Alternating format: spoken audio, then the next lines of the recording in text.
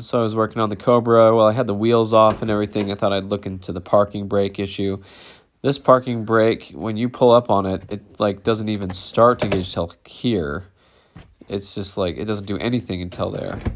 And so it's always been kind of annoying. You pull it all the way up. The car is on an incline at all. It doesn't really do anything until you really pull it up, and it would click like once, and then it would work. And so I had this video about the Zinc Yellow GT when I was putting the center console in, and you can push this piece forward, and you can move the whole parking brake straight up. So I thought maybe that's what's wrong on mine. And if you look, there's a bolt here that holds on a stopper piece. It's like a bracket, and I knew that would probably be on the parking brake. Some of yours had it, some didn't. So what I wanted to do was loosen the center console and get to that, and maybe take that bracket off and see if I could move that lever and get the parking brake to go down on the cog wheel a little bit more. So that's what I did. You can see in here there's two, I believe there were 7mm bolts, and behind the shifter there's a couple as well. And so to get to those, you have to take off the shift knob and you pull the shifter bezel out of the way. And when I do that, I just kind of pull backwards on it. You'll see how I do it here.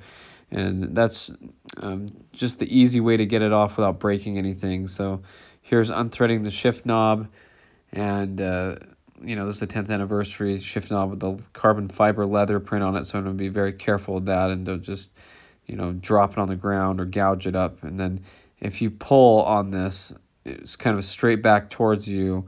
Usually that'll pull the clips straight out without breaking anything. And sometimes there's the little metal clips on the back side of this shifter bezel that slide onto the tabs, and those can fall off sometimes. In this case, one of them did fall off. And when you pull the shifter bezel off, there's a little clip there for the cigarette lighter. And so see that there's 4 of those, and one of them was off. I found it down in there later. And this is kind of cool. I see my headlight's really bright on it, but it says 10th anniversary on that little sticker, so I think that's really cool to see. And so now what I'm going to do is take the 7mm and get the 2 bolts off that hold the center console to the dashboard. So this is where those are, and these seem to fall down into the shifter area so easily. No matter how careful I am with them, it seems like I always get them loose and then they fall down in there. So I was very careful once I got them spun out to hold on to them and make sure they didn't fall down in there. Sometimes you'll never find them again. So I did put them in the door pull there, even though I want to be very careful with that door pull because it's a true 10th anniversary door pull. That's plastic injected molding, red plastic. It's not painted. That's how they came for the 10th anniversary cars. So I was very gentle, but some people might look at that and be like, oh, I can't believe you put a screw in there. Even I was like, I don't know if I should put those in there, but I was very careful with it.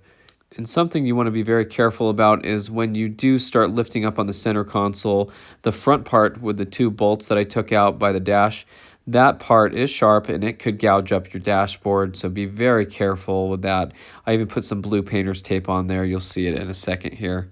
What I was doing here is I was being very careful to try to walk the parking brake leather boot up onto the handle, and that's carbon fiber leather on this car as well, so I was being careful with it, and it was really tight. It didn't want to come around it, but the center console didn't want to come up anyway because I had a cord for the wideband cable going through it anyway. So you can see the tape up there on the dash. I put that there so if I accidentally bumped it around, it wouldn't hurt, but I could access it through the backside here. You can see there's the little cog wheel, and there is the piece, and I did take the bracket off so that I could get to it and push it forward. So here's the bracket down there with the bolt. You can see it all down there. So I was able to get it to move forward, and it seems like it's a lot better now. It definitely pulls after the first click, and it doesn't go as high. There's the tape on the dashboard. You can see. Make sure I didn't scuff anything up. And so that worked out pretty good. And, you know, it's still not perfect. And these parking brakes on these cars are always a bit of a pain. But this car with only 40,000 miles, 45,000 miles, it shouldn't be so messed up. But they just are, you know. I've had quite a few of these Mustangs, over 20. And it seems like the parking brakes are always a hassle, and sometimes the equalizer on the bottom's cocked to one side, which is the case on this one, so one wheel grabs faster than the other, but it definitely works better than it did. So that's just kind of an update on the Cobra. I wanted to tackle that while I had the car on jack stands, while I had the wheels off, in case I had to play with the brakes or anything. And I did, I'd pull the parking brake up, and then I'd go turn each rotor by hand, by the lug nut studs, and see where the brake was engaging and stuff. And I did what I could, but anyway, it's working for now. So if you have any insight on this, go ahead and leave it in the comments. But thanks for watching. Make sure to subscribe to the channel if you're not on here. I don't ask for that ever. I'm not the type of person that goes around saying, always subscribe, But it is nice when people do subscribe. It helps the channel out. Or if you like the videos, it recommends it for more people if you do like it. So I appreciate that if you do that. So thanks for watching. Stay tuned for more Mustang content.